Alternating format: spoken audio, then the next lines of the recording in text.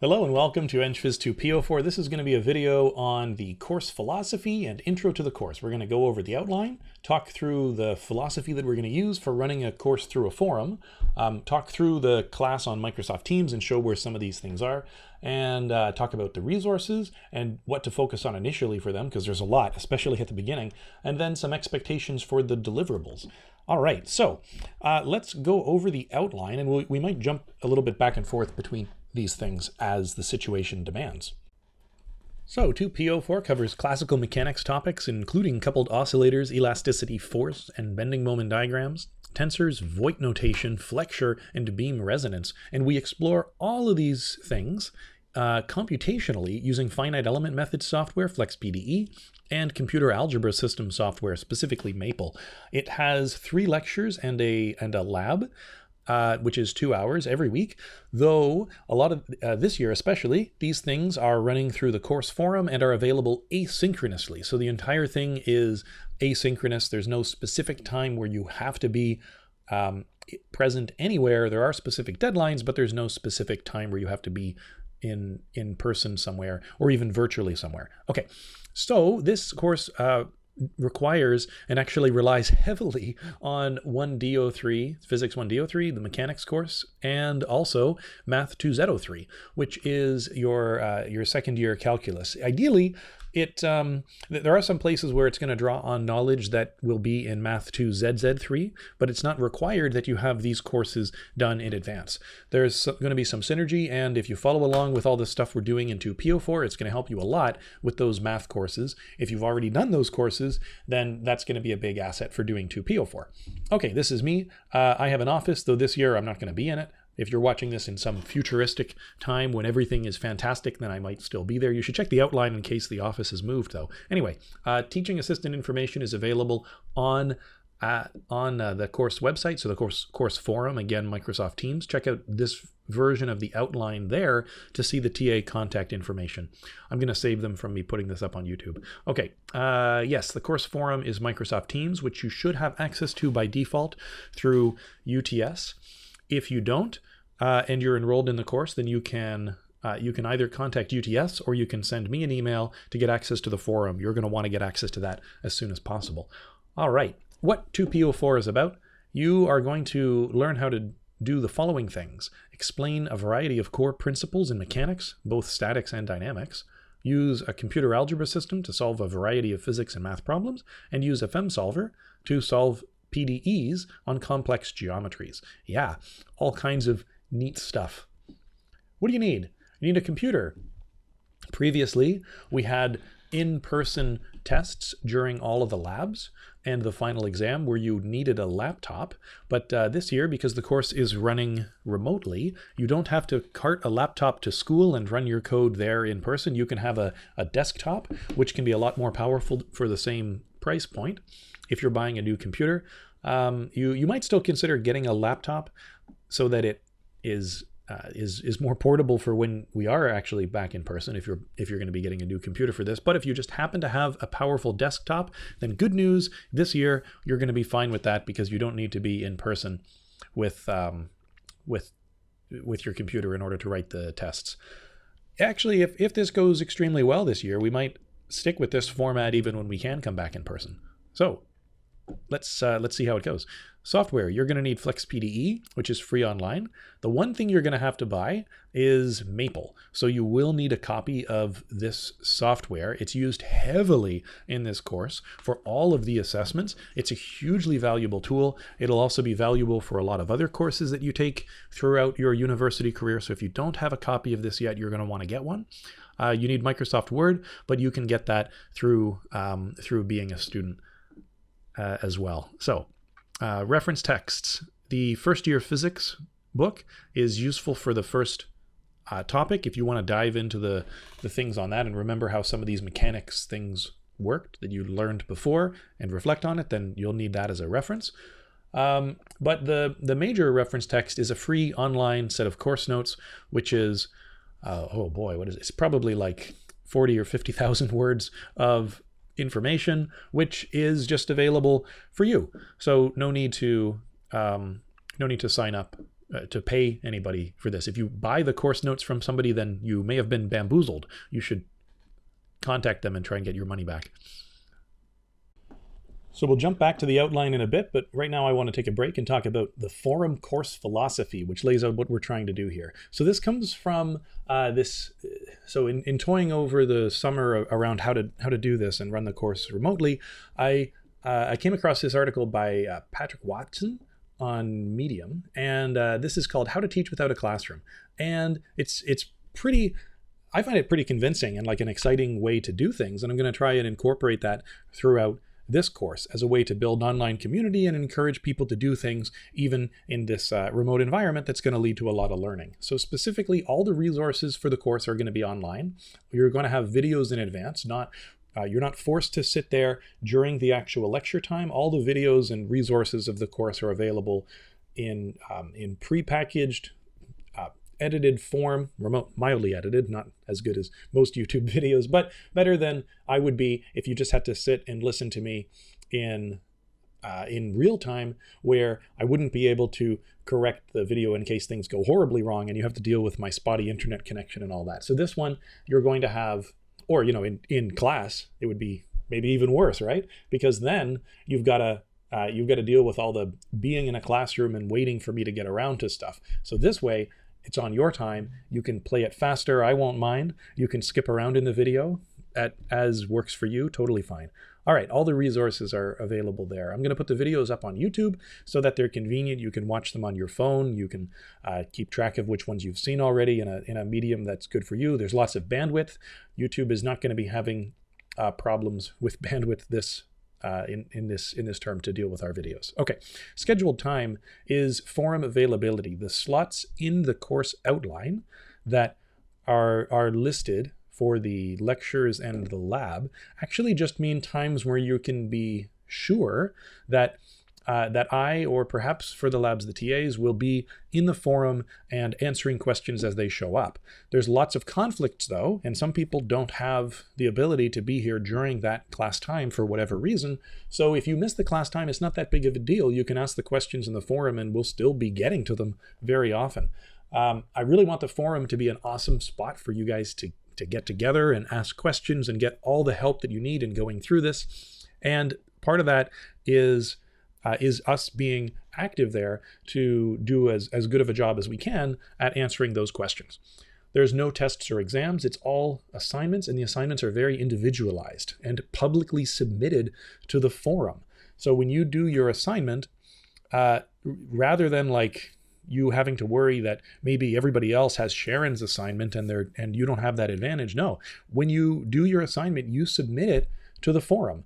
You can submit it more than once in case you have like an early draft version that you're willing to share with people. Put that up. People can look at it. They can give you feedback, and that's helpful to you. It's helpful to them. Helpful for everybody. So put all of your assignments publicly in the forum as a reply to chat. I'll show you where exactly later. This hopefully creates interaction by making problems for others and doing their problems as well. This whole thing will lead to lots of learning community things. Keep in mind that grades are not everything. I want to stress this as much as I can. There's more to life than grades. This is all about learning and getting the information and supporting each other.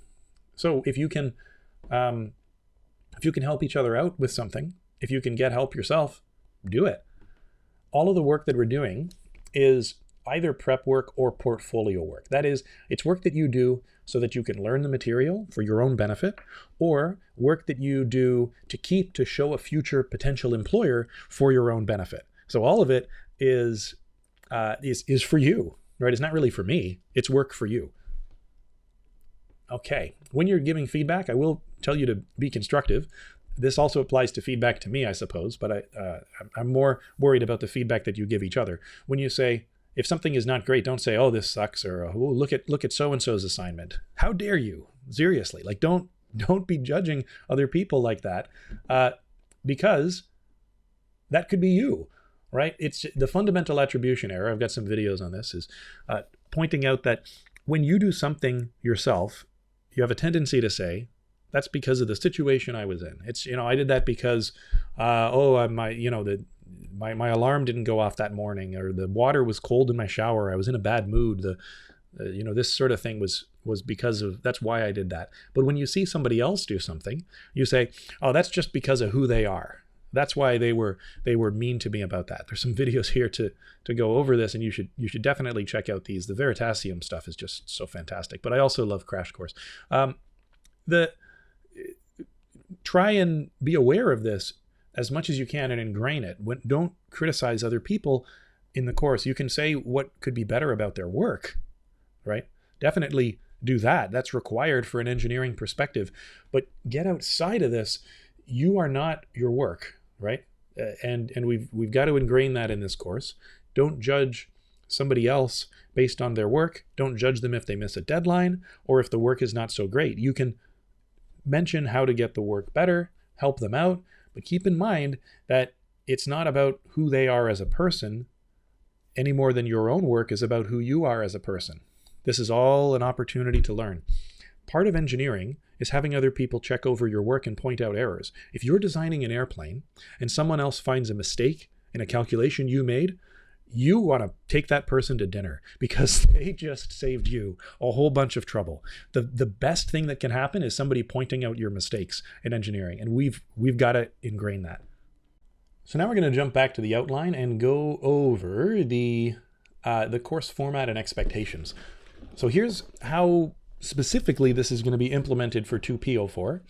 The resources that we have are lecture notes and examples, and these are all going to be available in Teams. I can jump to that right now. So if you go in the general file, the general channel, I guess it's called, in the 2P04 team here, then go up to Files, you'll see Class Materials, and everything that's posted in the course will be here. It'll also be available in a post directly on the general tab. When something goes up, I'll put a little message and notify the course and then post it in here.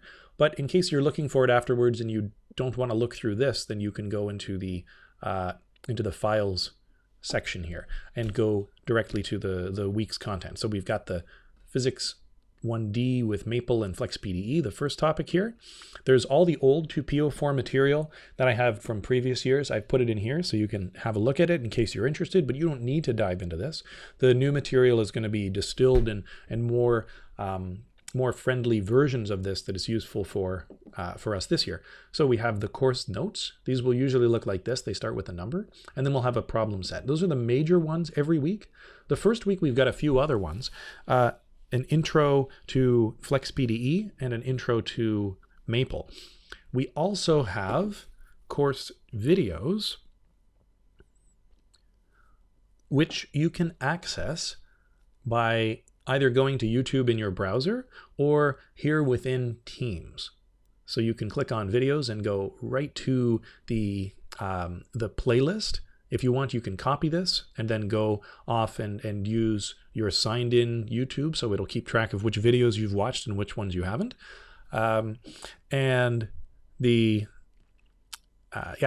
this video that we're recording right now is going to be the first one in the playlist. So Essential Maple Syntax will be number 2, and then FlexPDE number 3. Then we've got the lecture video. This one goes through the notes, and then there's going to be a practice problem video, which walks through a practice problem from the particular topic. Usually what I'm going to do is last year's test 1. This year we don't have tests, but the problems that were on the tests are representative of the kind of problem that you want to be able to solve as your exercise for this week. So this last one here, if you only watch one video, then check out this one.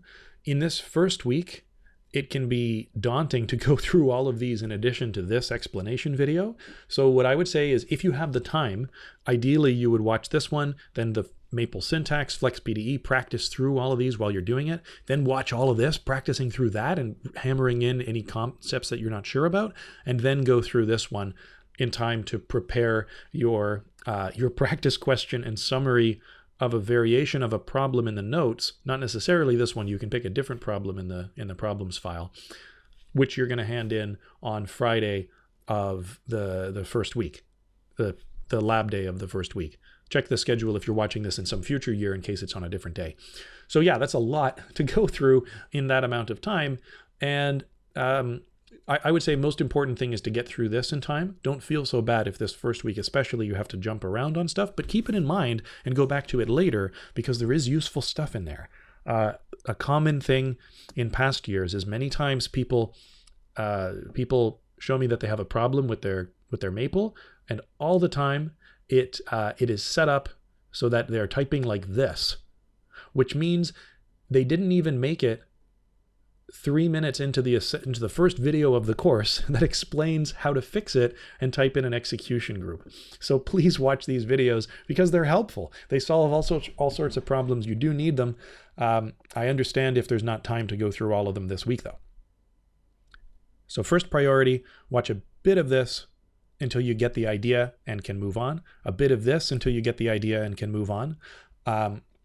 Jump through this one, but really sparsely.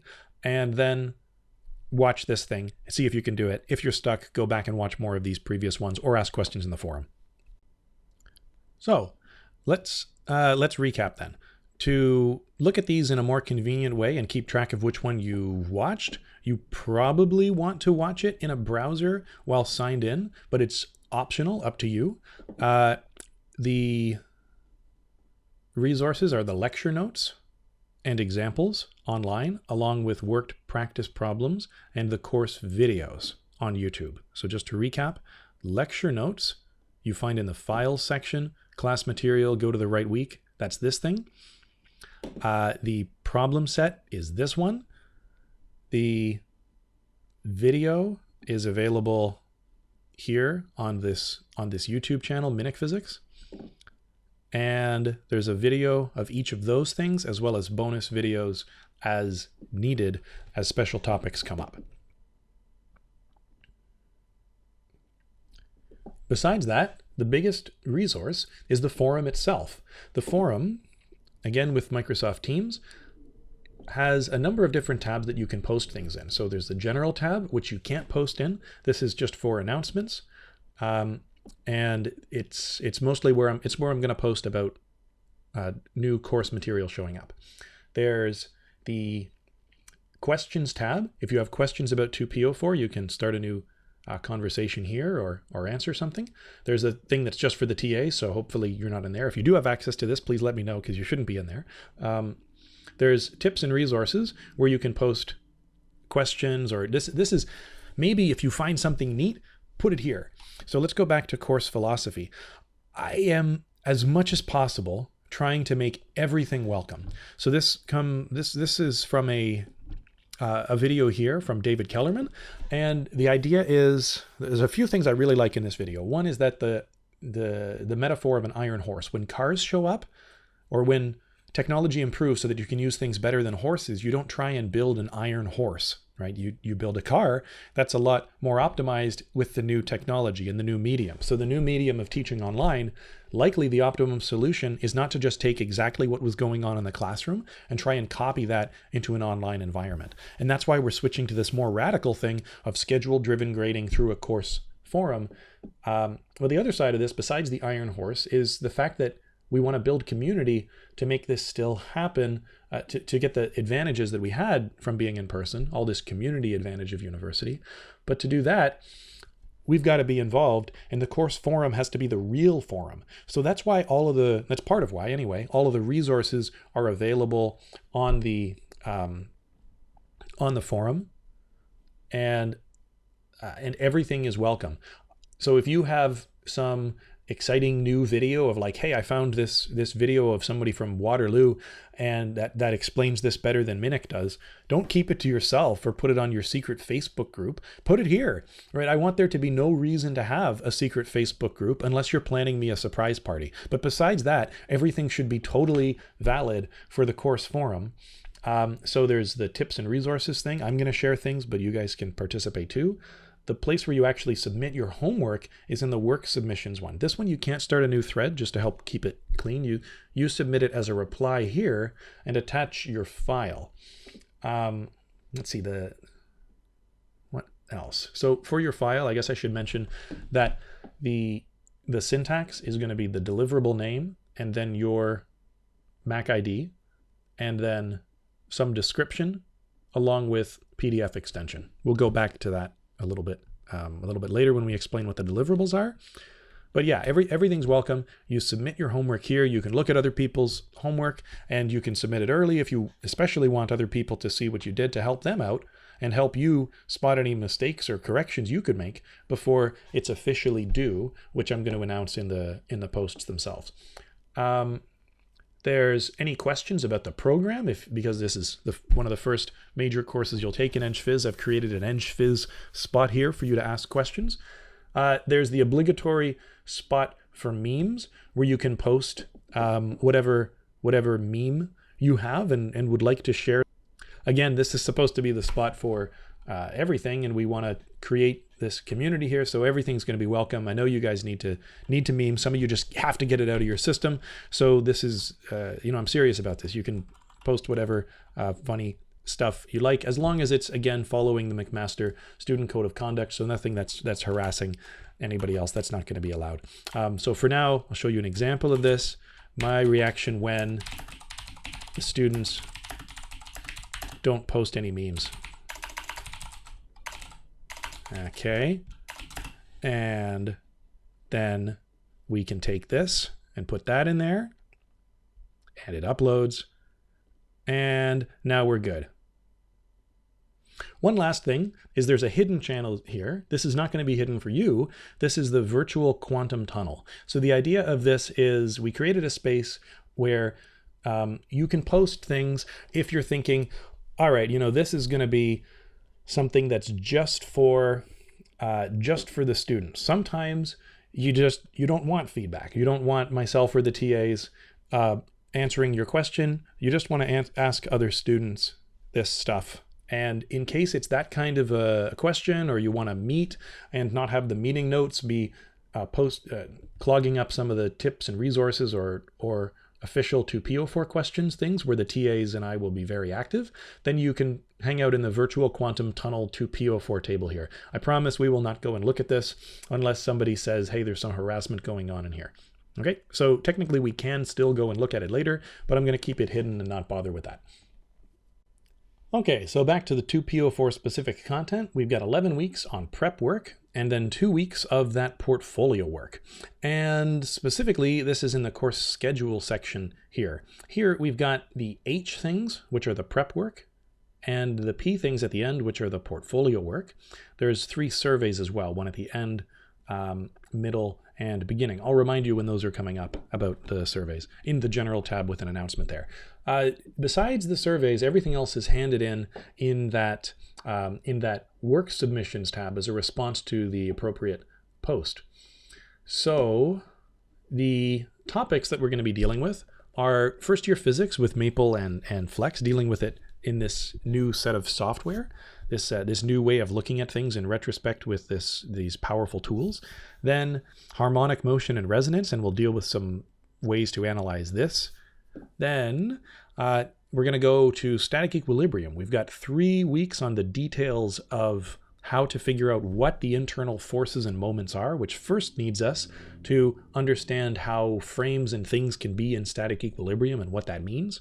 Then do some simplifications on this. This is different from last year. It used to be that we did trusses in this 3rd week right there. So the notes and tests are going to be a little bit different. Now we're going to push trusses later because they're kind of a special case of the full 3D static equilibrium. We're going to deal with that first, help make you more comfortable with vectors and the fundamental principles, and then go on to the special cases afterwards, a real ENGPHYS approach to this whole thing. Okay. Then we're going to deal with 4 weeks on elasticity. This means how things respond to the forces that are placed on them. So this is the axial response, the shear response, like planes sliding past each other, and like a cube turning into a parallelepiped, that would be shear forces that do that. Then bending, flexural elasticity, and twisting, torsional elasticity. Then we're going to combine the resonance topic from earlier with the beam things to deal with beam resonance. And finally, take away an assumption of symmetric materials and deal with how single crystals, learn how to deal with how single crystals act in this system, which is a precursor for next semester's work on piezoelectrics. So what is the homework? Well, these H1, 2, and 3 that are due for every topic are 3 different things explained here. So H something 1, it is to deal with all the resources for the week. So watch the videos, read the notes, and while you're working through this, really work through it and try out problems.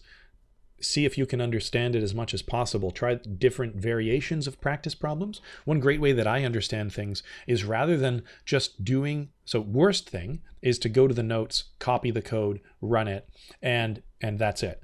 Better than that is to try and follow through and write out the code yourself and see what it means. And even best is to be inquisitive while you're going through this whole process. So change one thing around and guess how it should work.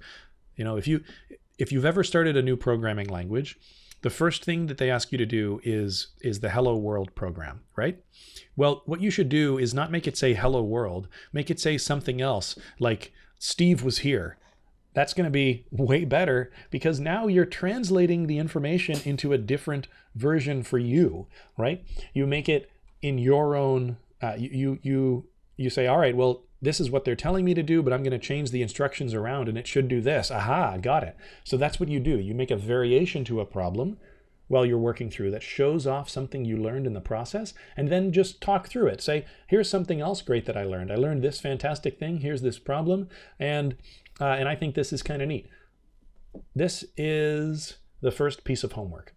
So again, to prepare for it, you watch through the stuff and read the notes, try some of the practice problems with the help of the video, and then try some on your own, and then you hand in this variation of this problem. Change the question a bit, work through the solution, comment on how the change affected it. Is this expected and why? What does it mean? And then explain something great you learned in the process of this whole thing, of going through the notes and everything, of maybe preparing this particular problem, anything you learned in this whole process. You can say more than one thing if you're inspired to do so, but at least one great thing you learned that you're happy you learned. Next up, part 2 of the homework every week, this second deliverable, is to create a totally new problem. So you can make it's related to the content, right? You just make a variation on a problem that is intended for a classmate to try.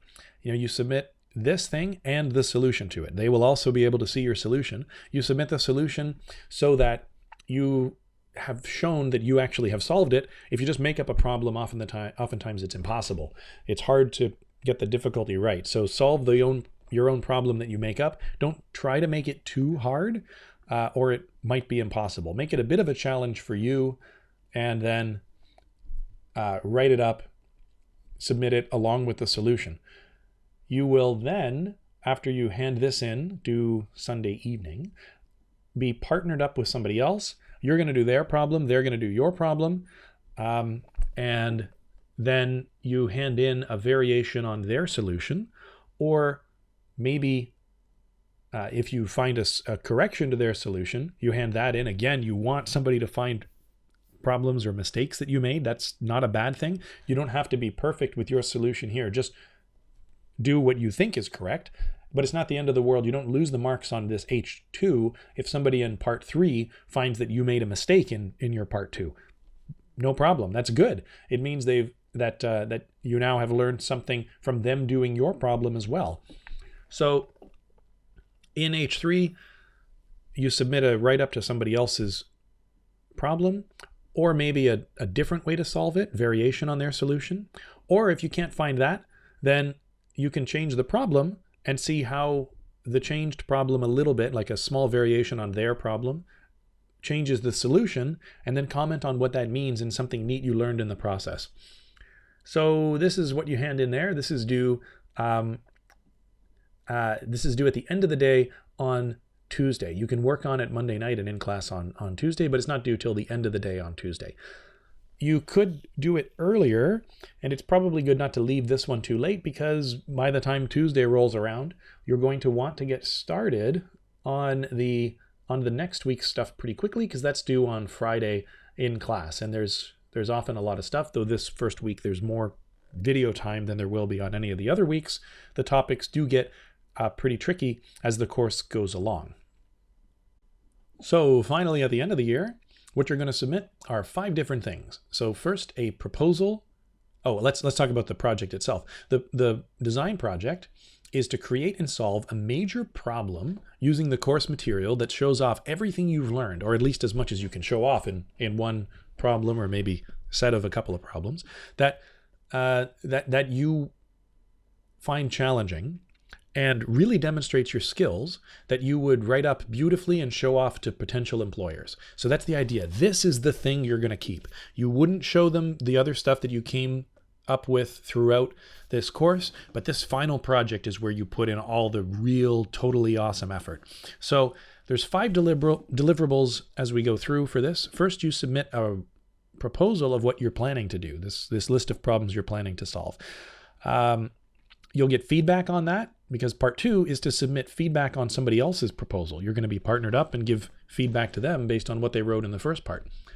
And then you're also going to get feedback from the course staff, likely, so myself and the TAs, in general, or perhaps specific feedback if you're one of the early ones to submit. Then submit a draft of your write-up of the project, and submit feedback on somebody else's draft, then finally submit your final version of the project. This is due a fair bit later. These other ones are kind of condensed, and then the final version is due later than that. Okay, so let's talk about the grading. These are the assignments. How are they marked? That's down in the assessments section. So this is going to use schedule-driven grading. You start at an A++, which would be the fictitious McMaster 13, and you lose 1 grade point anytime you miss a deliverable. Now, missing a deliverable means that either you didn't submit something, or you didn't submit it on time, or what you submitted was not a reasonable and honest effort on your part.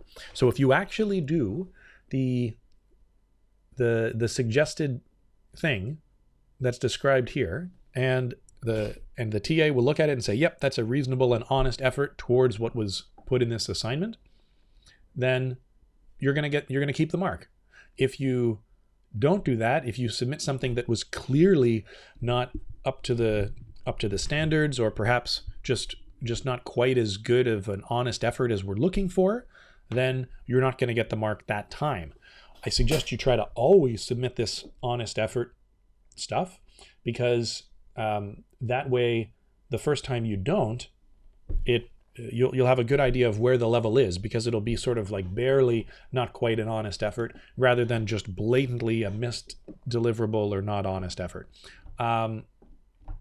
Yes, so you're not going to know necessarily if somebody else didn't get this, because this is the one thing that will not be available in the course work submission stuff. So you'll see everybody else's submission, and the TA will give them a thumbs up if they've gotten to it. But then the TA will also send them a message at the same time saying, hey, there's an issue with this one. Unfortunately, it's not up to the standards. We can help you if you need help understanding how to do this better. If not, and it was just sort of a bad week, that happens, no worries. Marks are not the only thing that matters in life. You can make up for past for missing knowledge by going and learning it later. This is to keep you up to date on what's going on in the course, and encourage you to keep up with the material and work on it. So that's why we have this schedule-driven grading. People learn things much better when they are distributed over time, rather than like a big chunk of cramming before the exam. Now, a couple of exceptions to this. Sometimes there's last-minute problems that cause you to not submit something on time. So this happens, right? You leave it till the very last moment, and then, oh no, your router crashed, or some like a plane flew into your house at this exact moment, and then you need to submit the assignment later. So don't send an email and say, oh, Dr. Minnick, my house was hit by a plane. I have to hand in the assignment late. Don't do that. There is the MSAF system, which will allow you to submit something 3 days late if you do MSAF something. But another thing that you could do without having to use an MSAF for that is, if you were just a couple of minutes late, 1 minute, 2 minutes, whatever it is, then you can make up for it. You have one chance if you are at least 3 times as early as you were late on each of the next 3 deliverables. So for example, if you submit something 2 minutes late, then as long as you're at least 6 minutes early for the next 3 things, then it will forgive the time when you were 2 minutes late. This is maybe a lot to get to make back, but it is one option that you might take. The onus is on you to demonstrate that this is the case. So we're going to take off the mark if it was even a little bit late, and then if you show us the appropriate screenshots afterwards, so send a message on Teams to your TA, then they'll acknowledge, okay, yep, you've made up for it by the actions on the next ones, so you're good. This can get very difficult to do, right? If you're 8 hours late, then you would have to be 24 hours early for the next 3 deliverables, and that can get pretty tough. It's almost impossible when one of the deliverables is doing somebody else's problem, and you don't know whose problem you're going to do until almost a little bit more than 1 day before you have to submit it. So there's a limit to how far you could push this option. Okay, so that lateness thing of submitting things 3 times as early on the next 3 deliverable is exception 1. Exception 2 is about the final project. This very last submission on the final project, the submission of your final draft of the thing that is a major problem that shows off what you've learned in the course to potential employers, presumably ones that are interested in your skill at mechanics or your general ability to solve and set up problems with computers or write things. If you can't skip it, right? You can skip earlier things. You could say, I'm just not going to do 11.3. That's a busy week. Forget it. But at this last one, the final project, you have to do it. You can't skip that one. So what happens if you do skip it? If you do skip it, or you hand in something that counts as a missed deliverable, is not up to the standard of what we would consider a reasonable effort given what this assignment is, something you'd be willing to show off to an employer that shows off the stuff you learned in the course, that's a much higher bar than a lot of the other things we had in the course. If you don't do that up to the standard, then what happens is you're going to get the note that says, sorry, it wasn't up to the standard. We'd like you to improve this, this, and this.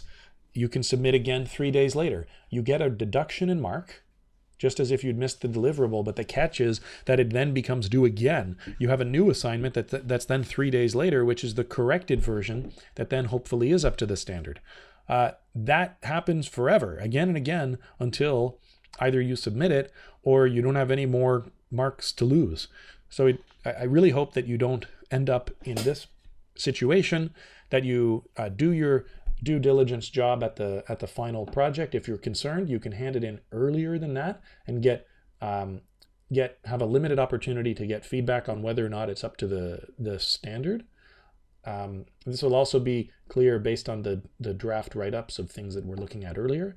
So hopefully with that opportunity, you shouldn't be surprised about this. I just want you to be aware that the final deliverable is a pretty serious thing if it's something you're intending to show off to employers. Finally, in the event that somebody does really something outstanding, I reserve the right to raise people's grade back up. This is to give them credit for a deliverable that they missed earlier. So if you do end up making some mistake, but then you make up for your mistakes later by doing something truly incredible, then we reserve the right to raise it up. But this is a lot. It's going to be much less work for you to just do your due diligence and get the credits on every deliverable as they come up than it will be for you to miss a whole week and then try and do super fantastic on the next week. It's going to be way more. The benchmark for this is at least 3 times as high quality work, or at least 3 times as much as the average work would have been on a previous one. So a couple of reasons why you don't want to plan to do this and mess up the deliverables early. One is that this is a lot more work. So again, it's going to be like triple the work to do this than it would be to just do a normal deliverable, at least. But the other situation is that the deliverables in this course are based on content that builds. So the ones later, need you to know the stuff from earlier anyway, which means even if you miss a deliverable, you still have to learn that stuff in order to be able to do the stuff for next week on almost every week. So this is a really cumulative course. The stuff early on is necessary for the stuff later. This is an option that's there, but it's not something that you want to count on. And it's definitely not a good idea to plan to just do this later and not hand in the stuff for now. So to summarize some things about the deliverables that we talked through, can't you just copy somebody else's work if it's right there in front of you? Well, probably. You can certainly use it for inspiration and how to learn and give feedback to them. But if you just hand in a copy of their work, everyone's going to know because it's public. The assignments also are very individualized, right? Like what they are is to submit your own variation on a practice problem and something cool that you learned. That's like a really personal thing for you. Also your own new problem and a solution to it for somebody else to solve, and your variation solution to someone else's problem, because this is very unique. So is the third one. So these are all very unique and individualized for you in particular, and what you have to do for the assignment is not going to be the same thing as you would expect as what somebody else has to ultimately submit. You might do similar steps to get to that, but what you're going to submit at the end is going to be different. And finally, it's all prep and portfolio work. It's there either for you to learn the thing for your benefit or for you to have something to show off to an employer. It's not about just having all those A+ on your transcript. Maybe you get a transcript that's full of A+ and you from not doing things honestly, and you get yourself a job. But then, they're going to know that you don't know what you're doing after you get some work. So it's not about the A+ anymore. The degree is not an automatic ticket to the job and not having to know things. The degree is only valuable in that it represents that you actually know things. And I can't make you know things. I can't even make you only get the marks if you know things. There's always ways to get around it. So the ultimate thing is remembering that this is for your benefit. It's really you that is going to be the biggest motivating factor to get you to learn this stuff. And I hope you do, because this is some really cool stuff that we're doing in this course. All right, the right level of difficulty for these is somewhere around the problem done in the sample problem video. There's a lot of problems and examples in the lecture notes that lead up to this, but the sample, and there's also problems that are way too hard. So for this week, the block in a turnpike problem is way too hard. You want to go with the problem in the sample video, which is usually the test from last year, but with some exceptions. And then submit it as a PDF named as follows. Okay, last thing I want to talk about is that this is a learning process for me too. There's a link here to this visible learning site by Hattie. And here, Hattie, the psychologist, goes over the effect of all kinds of different things on student learning, how good they are above the benchmark. And you need a special scale, this D scale, that references it not to if you had done nothing, and not even to if you had taken no intervention at all, but references it to the standard effect size that you would expect for these things. So you need to reference to standard effect sizes for interventions in learning to understand what's really good in this list. Because it turns out that if you do any intervention, then people tend to learn more. So you take some class that doesn't have homework, for example, and you take away the homework. People learn more. You take a class that does have homework. I said that backwards. You remove the homework from a class that has it, people end up learning more. You add homework to a class that doesn't have it, people learn more. What is the thing we take out from this? Well, it doesn't mean that you just need to, that homework is good or bad necessarily. What you can say, though, is that getting students to think about how well they're learning and then communicate this with me, and having me take the time and interest to find out how you're learning is what really helps you learn more. So you've got to reflect on whether or not this is working and what you learned, and then let me know about it. I'm interested. I want to know whether or not this is working for you. I'm also teaching most of you 2CM and 2EO4 next semester. 2CM directly builds on this material in a way that is unheard of in most courses. So you really want to learn this stuff for that as well. And 2EO4, is a very fun and important course. Right now, 2CM, they're both fun and important. These are awesome courses. I hope you like them. 2CM is set up to also use schedule-driven grading. 2E is more standard. It has regular marked deliverables where each one is, a certain % of your final grade rather than this, you need to hand in reasonable effort every time. Depending on how well this goes, we might modify things. If it works okay, but not great, we'll leave this as is. If the course goes very badly, we might change 2CM to use marked deliverables. If it goes incredibly poorly, we might make the final project in this course have to be a regular marked deliverable too. On the other hand, if it goes really well, we might change to EP2P04 to be also schedule-driven grading. And if it goes unbelievably exceptionally well, then we might change other ENGPHYS and Mac courses too. Based on your feedback, it'll be impossible for other professors to ignore that this is the way to do it. And you'll all have learned so much that will have made the world a better place. And that's the most important thing. So thank you for taking the time to listen through this. I'd be happy to answer any follow-up questions in the forum. See you there.